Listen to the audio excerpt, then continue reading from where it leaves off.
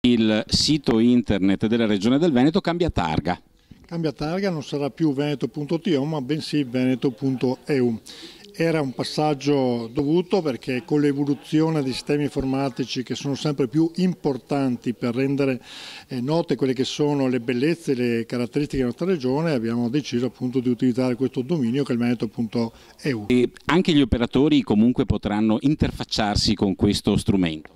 Sì, appunto, ammodernando e rivedendo un po' il nostro sito abbiamo deciso di aprire uno spazio dedicato agli operatori. Questo spazio avrà più funzioni.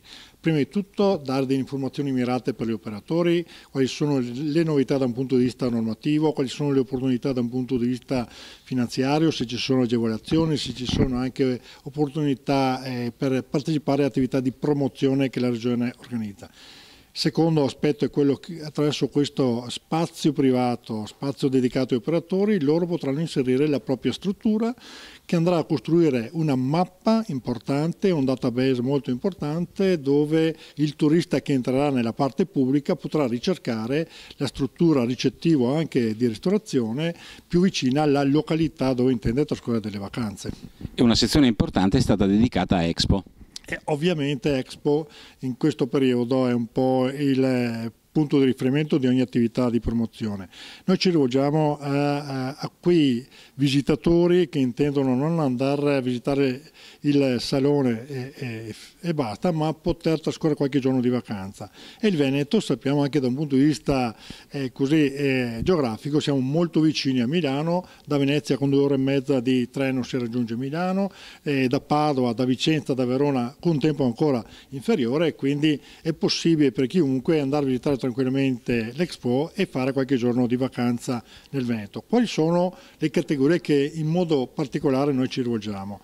La categoria delle delegazioni istituzionali. Il Veneto in tanti anni ha legato buoni rapporti con tantissimi paesi, con tantissime località in giro per il mondo.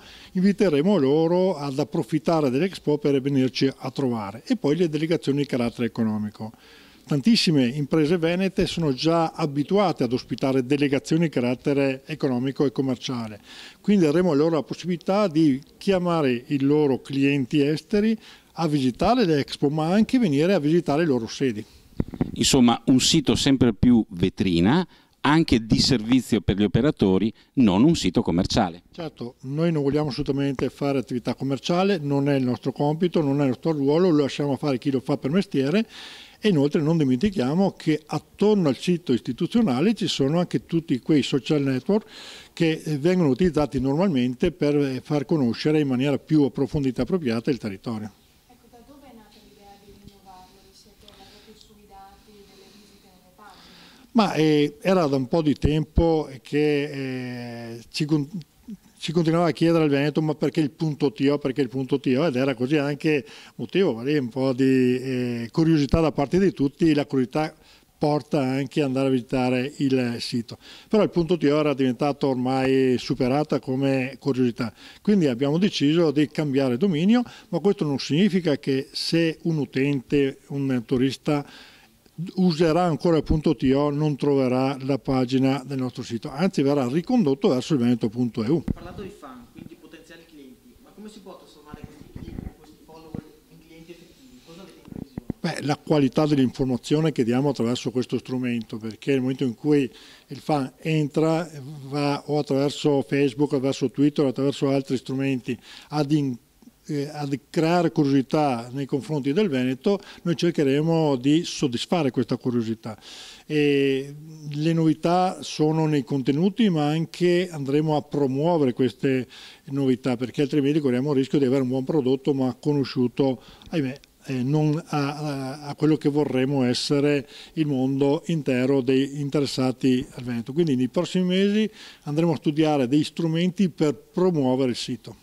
Mi pare importante proprio questo incrocio tra i dati di chi arriva nel Veneto e la possibilità di fare promozione. Voi saprete sempre quali sono i turisti che mancano. Sì, infatti si parla tanto che l'industria del turismo è un'industria vera e propria, infatti lo dimostra il fatturato, parliamo di 11 miliardi di euro ogni anno. Quindi dobbiamo dare all'imprenditore turistico gli stessi strumenti che ha un imprenditore nei altri settori.